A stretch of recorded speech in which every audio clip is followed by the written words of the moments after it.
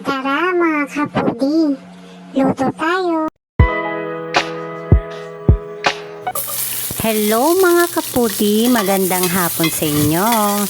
Tara, samahan nyo ako magluto ng panghapunan.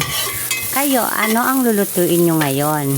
Ako ay magluluto naman ng munggo na may buto-buto. Simulan na natin. Mag-isa tayo ng sibuyas, pati na rin ang bawang.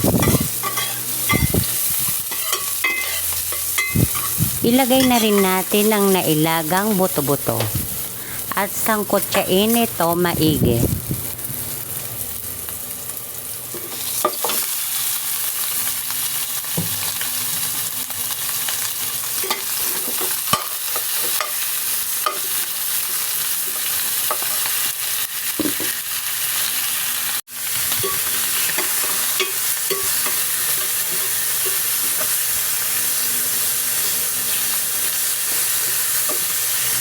Pag ito ay medyo brown na, ilalagay na rin natin ang nailagang munggo.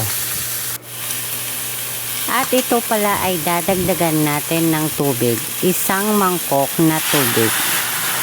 At ito muna po ay ating takpan at pakuluin hanggang 5 minuto.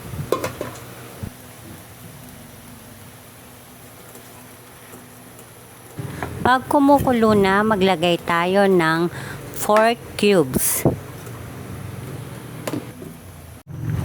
Alam nyo ba mga kapudi, mas masarap ang buto-buto sa munggo, malasang malasa siya. Maglagay na tayo ng paminta. Of course, hindi mawawala ang ating pampalasa. Hayaan lang natin na kumulo ito hanggang sa lumambot ang munggo. Ang gusto ko sa munggo mga kapudi, medyo malapot siya na may konting sabaw.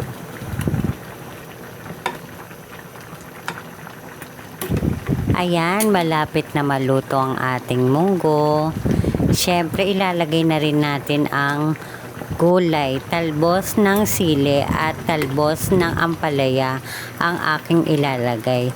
At lalagyan din natin ito ng siling berde o siling green. Paglagay natin ng talbos, isang kulo na lang po yan at yan ay luto na.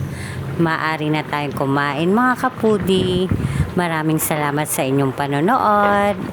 Eat well!